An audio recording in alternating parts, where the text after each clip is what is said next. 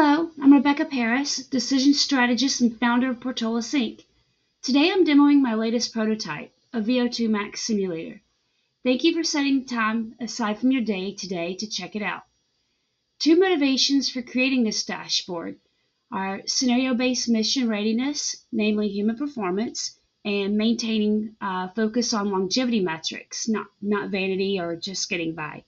So with regard to scenario-based mission readiness, you can sandbox degradation scenarios, facilitate adaptability, and mitigate and insulate against readiness declines. And maintaining the focus on longevity. A little backstory, I'm a Navy veteran, and while I grew up athletic, I never did make a habit of running for endurance. But fortunately, I had an 11-month delayed entry window that allowed me time to ready myself for timed distance runs. While I was in, to ease my anxiety or whatever with regard to readiness tests every 6 months, I learned to train myself to run longer distances than what was required and the same allotted time, or speed up, work on speed agilities. But what no one tells you about getting out of the military and joining the civilian sector is your health and readiness are of zero career concern. It don't matter what your waistline is, just as long as you can perform on the job, right? So I maintained my personal internal motivations for many, many years, up to and including the 0400 commitment. And recent years, I've kind of found my personal motivations to just be grossly usurped and overtaken, just kind of rendering me to accepting temporarily. I made sure keep beating in my head this is temporary, but I'm just kind of having to deal with physical readiness, being like a vanity metric, but recently, I discerned that that's not obviously a good way of looking at things. And what's helped me recalibrate is learning more about VO2Max and its impact on longevity and vitality. So that's my new focus. It gives me an opportunity to focus on something that doesn't feel like a vanity metric. So that's the background on the simulator. And the motivations on it. So getting into the meat of it, the simulator, what it does. So the simulator reveals the hidden fragility from the invisible debt accumulated when you push hard without adequate resting. The fatigue recovery model is a hybridization adaptation from both Dr. Jack Daniels and the Banister impulse response models. In its current state, it's a deterministic tunable simulator using simulated data. It's been deployed both on-premise. You'll see it rendering right now from my local host, and it's also deployed on the cloud in Snowflake, which I will show later. So on the side here, you see your tunable parameters. You've got VO2Max. That's your measure of your body's ability to use oxygen during exercise. You've got fitness gain rates, gain in long-term fitness per unit of training impulse or TRIMP. You've got fitness decay rate, how quickly your long-term fitness decays in absence of training. You've got fatigue decay rate and TRIMP, which is your base intensity and impulse. And you'll see here my TRIMP ranges well above 200. And that's to accommodate elite fitness.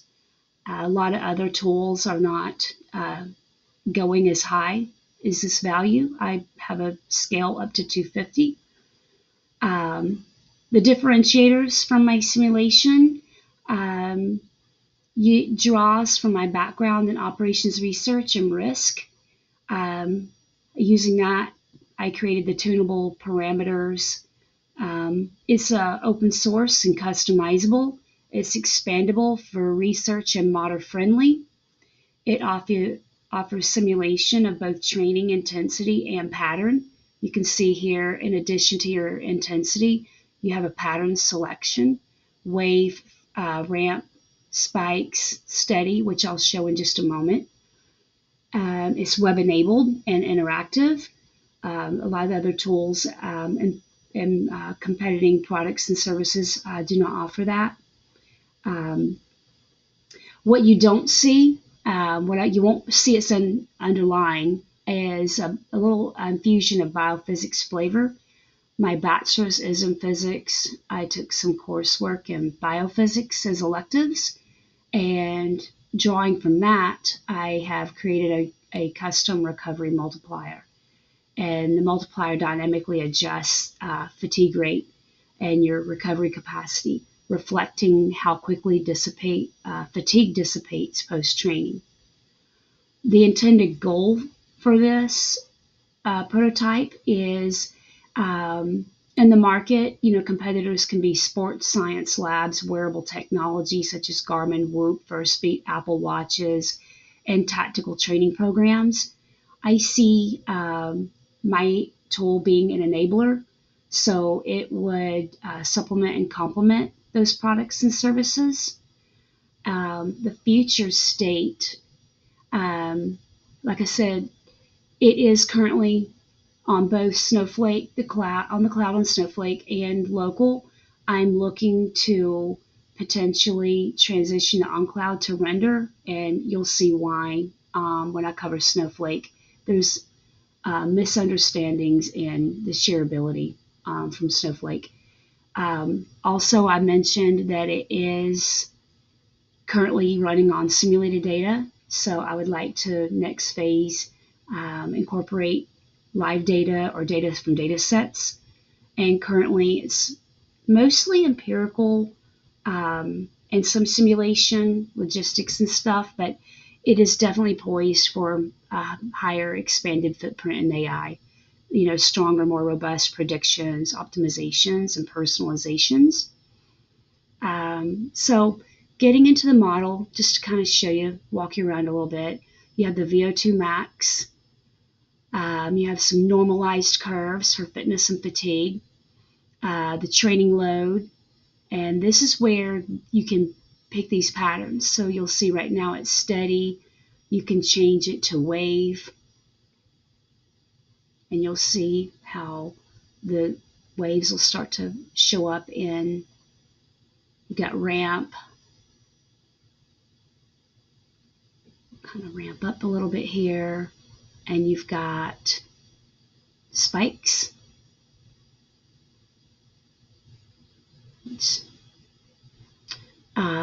So you can also change the number of days you run a simulation over. And those are the simulation parameters, the days, the pattern, and the trimp.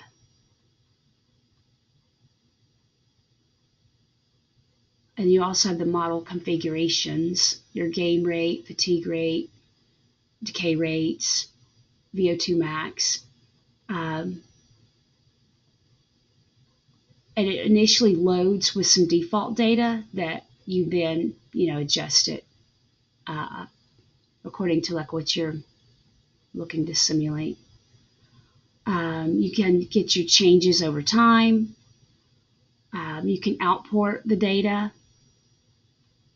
And also there is showing raw scores. And here they all kind of just to kind of walk through a few, show that they all do something with the curve.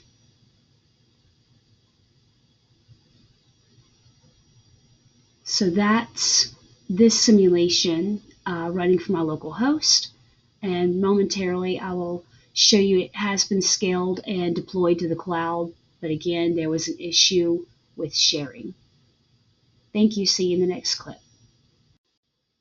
So this is my rendering in Snowflake.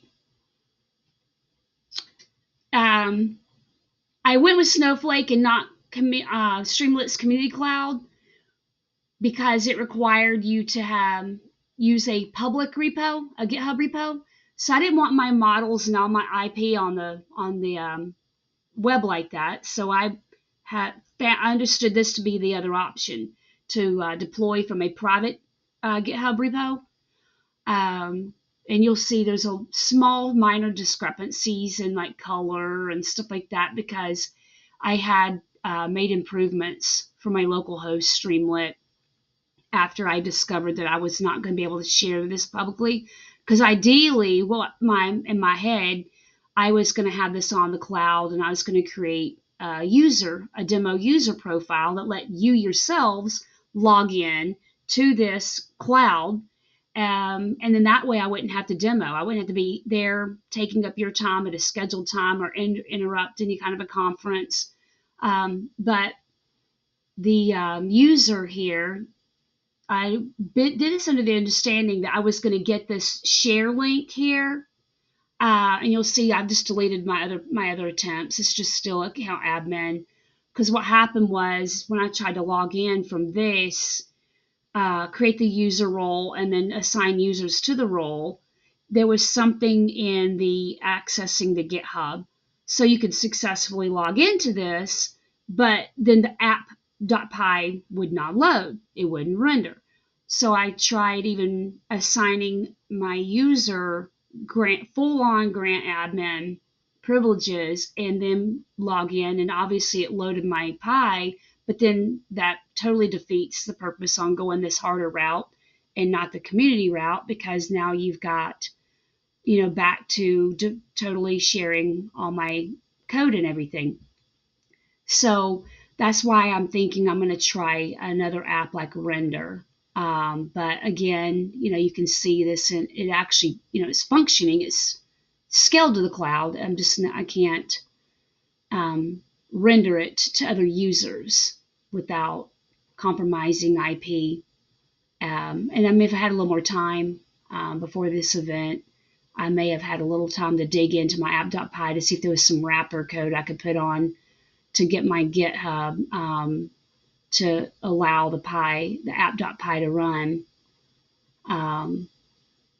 So this is it.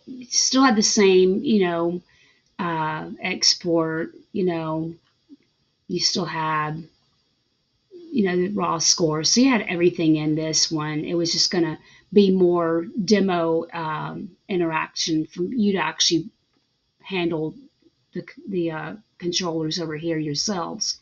But I'll try for a future build. Thank you.